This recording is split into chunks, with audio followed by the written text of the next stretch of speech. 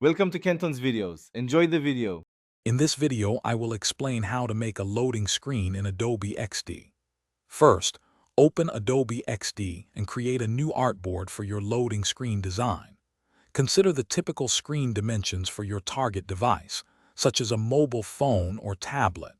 This initial setup is crucial for ensuring your animation scales correctly and looks professional across various platforms. We'll then add some basic visual elements. Now, let's design the visual components of your loading screen. You can create a simple progress bar using a rectangle and another rectangle to fill it, or a circular spinner with a few overlapping circles. Add text like loading, or a percentage, perhaps 25% loaded. Group these elements together. This makes animating them much more straightforward and keeps your layers organized within Adobe XD. Next, we'll bring your loading screen to life with animation.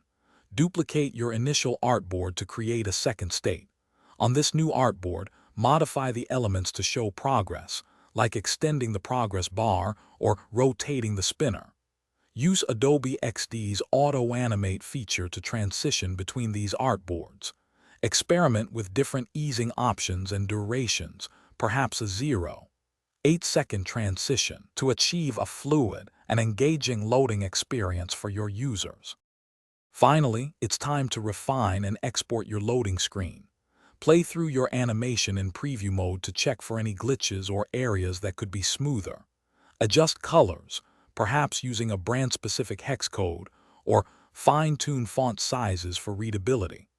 Once you're satisfied, you can export your design as a video or a series of images, ready to be implemented into your application or website. This final polish makes a big difference. Thanks for watching. Consider subscribing if we helped you.